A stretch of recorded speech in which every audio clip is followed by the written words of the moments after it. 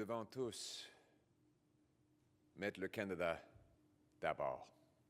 C'est pour ça que les conservateurs condamnent les tarifs massifs, injustes et injustifiés du président Trump sur notre économie qui était déjà faible. Le Canada est le plus proche voisin, le plus grand allié et le meilleur ami des États-Unis.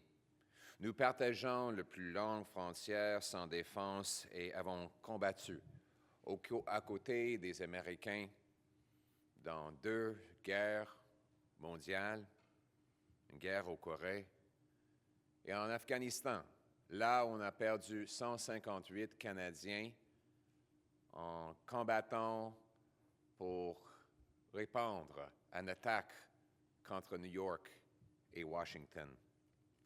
Il n'y a aucune justification pour le traitement que nous recevons aujourd'hui. Et nous devons avoir un plan pour mettre le Canada d'abord. Les libéraux doivent mettre de côté leurs intérêts partisans et rappeler le Parlement maintenant pour adopter un plan le Canada d'abord qui va, 1. Prendre des mesures de rétorsion en appliquant des tarifs d'$1 pour $1 afin de maximiser l'impact sur les entreprises américaines tout en minimisant l'impact sur les consommateurs et entreprises canadiens. Cela signifie de cibler les produits américains dont on n'a pas besoin, où il y a d'autres sources ou alternatives, ou encore mieux, des produits qu'on peut fabriquer ici nous-mêmes. Je donne l'exemple de l'aluminium et l'acier. On peut le produire ici. On devrait ramener la production ici, au lieu de continuer d'importer l'acier et l'aluminium américains. On doit, 2, investir toutes les recettes dans l'aide aux travailleurs et aux entreprises. Donc, chaque dollar que nous récoltons avec des tarifs doivent aller dans les mains des consommateurs, des travailleurs et des entreprises canadiennes, pas dans les coffres du gouvernement. Ça signifie une grande coupe de taxes et d'impôts. On doit, avec urgence, adopter une réduction massive de taxes et d'impôts pour soutenir notre économie, arrêter l'inflation et sauver et créer les emplois. Le Canada a besoin d'une réduction massive de taxes et d'impôts sur le travail, l'investissement, l'énergie, la construction de logements et la fabrication de produits ici au Canada. La taxe carbone et les hausses de taxes sur les gains en capital libéraux doivent être les premières à être supprimées. 4. Immédiatement abandonner la loi libérale anti-ressources C-69 et donner le feu vert aux projets créateurs d'emplois tels que les projets GNL, y compris GNL Québec, les pipelines, les mines, les usines et les expansions portuaires vers le marché outre-mer. Ça doit être l'investissement privé qui produit de la richesse au lieu de simplement dépenser encore et encore sur la bureaucratie. 5. Instaurer un véritable libre-échange à travers le Canada en supprimant les barrières intraprovinciales afin de contribuer à remplacer les échanges nord-sud perdus avec les tarifs de M. Trump avec un échange est-ouest pour nous rendre plus autosuffisants et plus collaboratifs économiquement.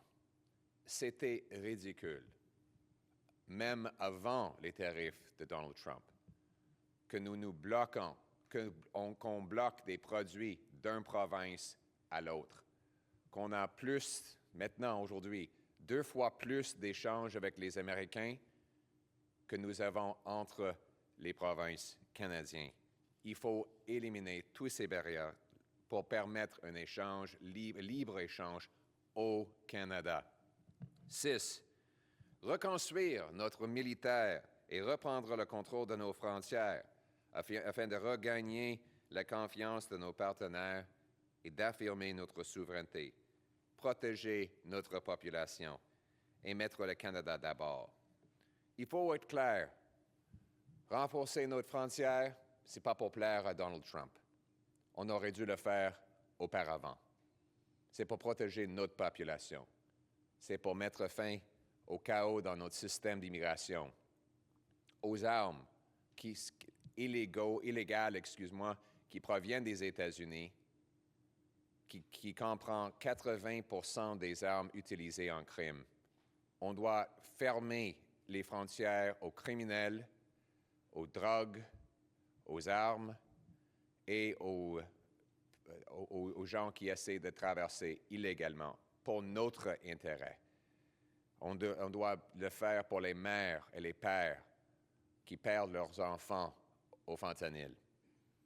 On doit aussi rebâtir notre militaire, pas pour M. Trump, mais pour avoir un pays qui est vraiment souverain, capable de se défendre. Il faut aussi bâtir des liens avec des entreprises et des travailleurs américains en leur convainquant d'agir pour mettre la pression sur l'administration.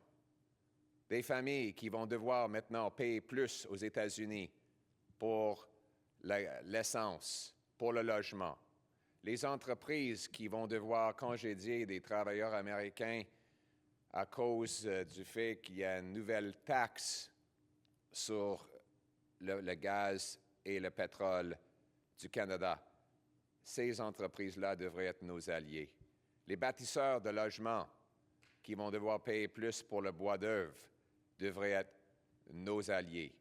On devrait ramasser une coalition des intérêts économiques aux États-Unis pour mettre la pression sur l'administration et enlever les tarifs. Dans 2 ans, il va y avoir des élections aux États-Unis pour le Congrès et le Sénat. Il faut que dans tous les États qui dépendent de la relation avec le Canada, que les membres du Congrès et les sénateurs se disent en faveur d'un libre-échange et vont mettre la pression sur le président Trump pour renverser cette décision destructrice. Encore, il faut mobiliser notre propre économie, unir notre monde et combler notre potentiel. J'ai un message pour tous les Canadiens aujourd'hui. Je sais que vous avez de l'angoisse, que c'est une période d'anxiété. On avait déjà une économie très faible, avec un coût de logement qui avait doublé.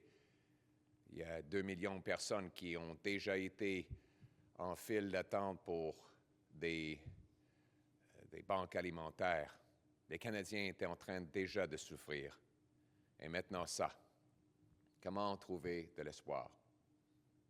Il y a de l'espoir. Nous avons le 2e plus grand montant de terrain au monde. Nous avons 4 côtes vers les océans, directement ou indirectement. Nous avons le 2e plus grand montant de terrain et le 5e plus grand montant de terrain agricole. Le 3e plus grand montant de pétrole, le 5e plus grand montant de gaz naturel.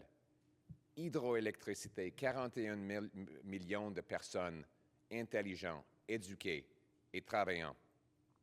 Nous devons maintenant remplir notre potentiel. C'est maintenant un appel à tous les Canadiens et surtout à la classe politique d'éliminer les barrières que les gouvernements ont mises devant les Canadiens pour nous permettre de faire échange entre les Canadiens, de développer nos ressources, de rapidement bâtir des logements, de rendre le travail payant encore, de permettre nos entreprises de produire plus, d'engager plus et de servir plus de consommateurs avec moins de paperasse. Un pays moins bureaucratisé, un pays beaucoup plus productif. C'est ça le but. Un Canada qui est sécuritaire en renforçant ses frontières et en rebâtissant son militaire. Ces priorités étaient importantes avant les tarifs du président Trump et maintenant, elles sont absolument essentielles.